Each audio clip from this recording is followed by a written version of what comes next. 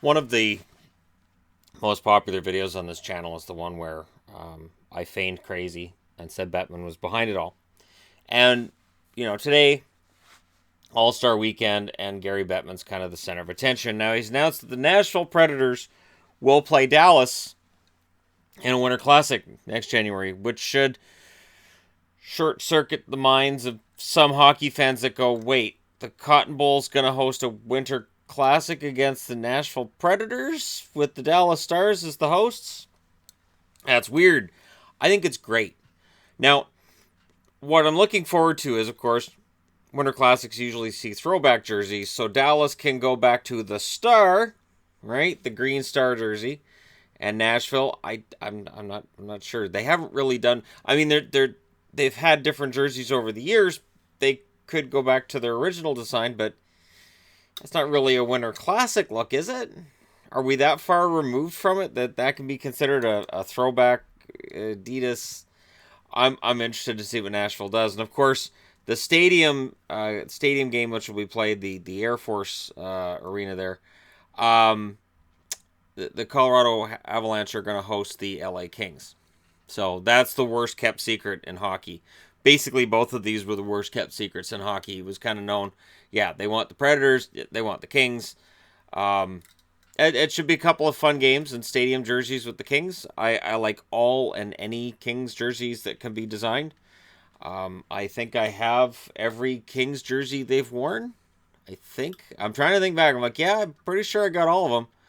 Pretty close. If not all of them, I've got maybe some striping differences between the ones I have and the ones they wore. But as in, teams will sometimes just change the stripes and don't really change the jersey. And I may not care about having every single different version. Even I have my limits. So it'll be interesting to see what they come up with. And of course, the Avs, they basically hit it out of the park every time they design a jersey now, which is kind of nice. Now, what I find curious is they asked Gary Bettman about the Oilers. I will say this. Gary Bettman takes a lot of abuse from fans that it really isn't all that warranted. He really hasn't done much of anything to deserve it. He's been in place for over 2 decades, and I guess there's a lot of resentment that Winnipeg and Quebec fans felt about how, the Nordiques and the Jets left. Of course, the Jets came back. He was a champion of going back to Winnipeg, but, everybody hates him, and he's the big, great evil and all that, even though I've pointed out in previous videos, Bettman's job is to work for the owners. So the owners are technically his boss. So if you get 31 owners in a room and 21 of them say, hey, Gary, this is the message, Gary has to go out and deliver that message. Now, the fact that Bettman's made the league really, really rich under his watch means that he's not going anywhere. But I still find it weird that given his power, and I've got a magazine right here. Yeah. I went out and I bought the Money and Power issue. I haven't even had a chance to really get into this and do a video based on this. But yeah, Bettman being number one, he absolutely is the number one most powerful man in hockey. And yet, asking him about the state of the Oilers, I don't know why I find that entertaining. I personally find that funny. What's he going to say? Oh, it's a tire fire. Oh, yeah, no, I can't stand the Oilers. They suck. What's he going to say?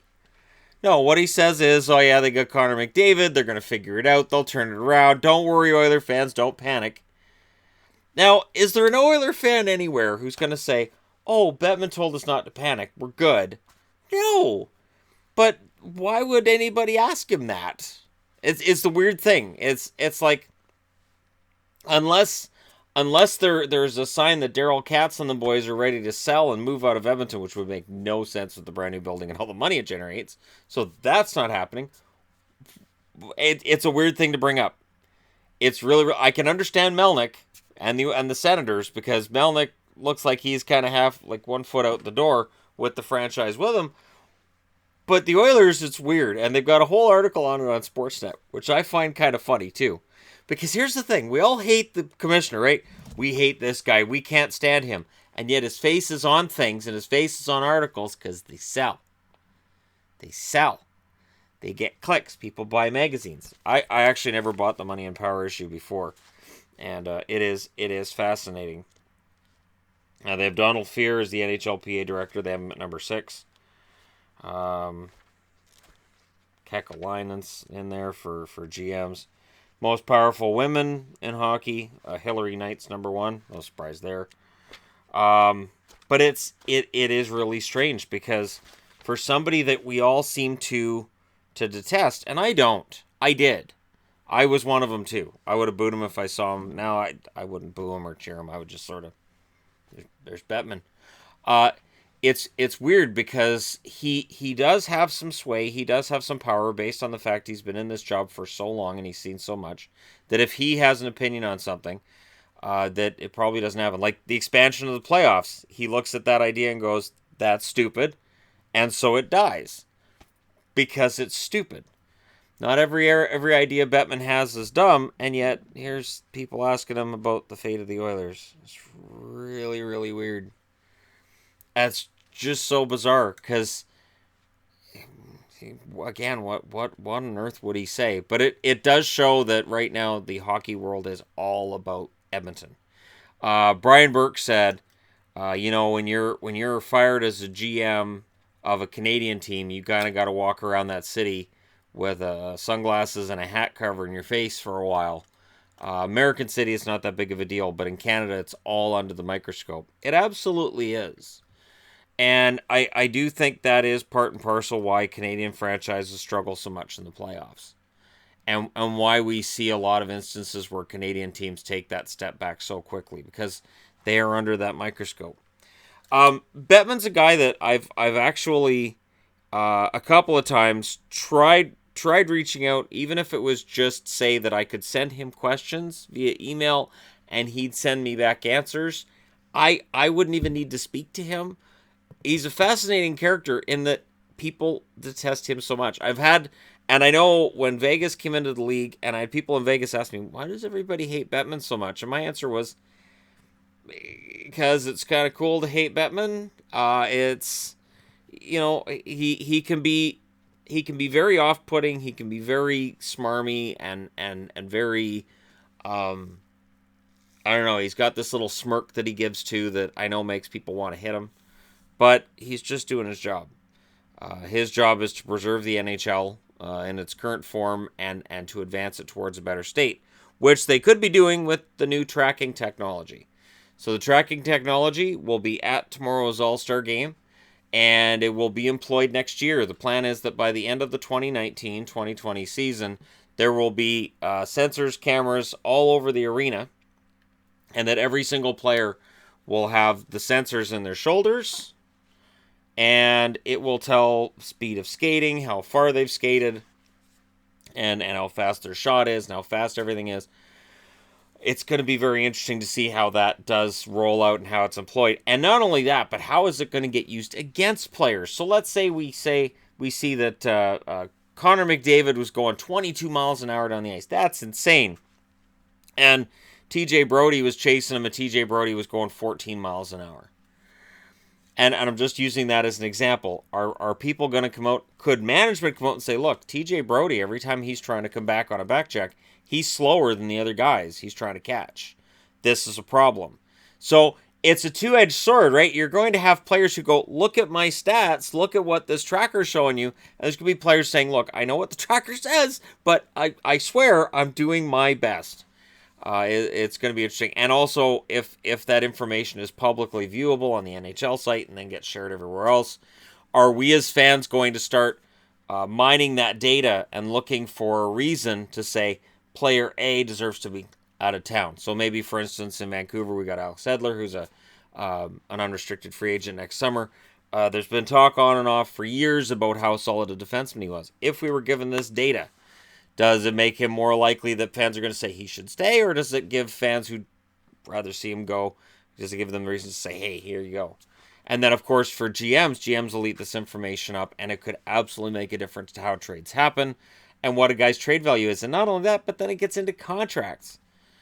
This is going to be very, very interesting. But at least they revealed they're rolling that out. And the most important thing I want to end on this is Bettman again today stated they are not looking for a fight with the NHLPA. They want to get an extension done. They want to get any small issues that need to be done out of the way, get her done, and not have this hanging over their heads. They got Seattle coming in. That's a $650 million price tag. They are quite happy with the way things are going right now, the NHL. And season ticket holders in various cities, as they watch their prices start going up and up and up and up, this is a sign of a good league. It becomes unaffordable for you to go to. And, and watch and enjoy. But, the important thing is that the billionaires and the millionaires get richer. That's the important thing. And that's what's happening. And that's why Bettman keeps his job. And that's why the NHLPA hired Donald Fehr. There's no coincidence here that Donald Fehr was brought in after what he did for baseball. Donald Fehr made sure baseball players got their money. If Donald Fehr had been running the Players Union back in 2004, we might not have a salary cap. It was absolutely a cave by the NHLPA and its leadership. And, it worked out really well for the players. But, honestly, I do wonder if a different man had been in charge instead of Bob Goodenow, maybe we don't have a cap. But that's for a whole other time. Whole other time to look at what would the league look like if we didn't have a salary cap. What if the league had never brought it in? What teams would have folded? What teams would have moved? Where would they have gone? And where would salaries be right now? Yeah, that's a topic for another time. Anyways, let me know what you guys think in the comment section below, because it's kind of weird that there's a whole article in here on Bettman talking about the Oilers. It's really strange, and it feels like this is just, hey, Oilers, like everybody's talking about the Oilers. It's really weird. Let me know your thoughts in the comment section below. Don't forget to hit like and subscribe if you're browsing your way through. You just happened upon this video, and thank you guys so much for watching. I'll talk to you again soon.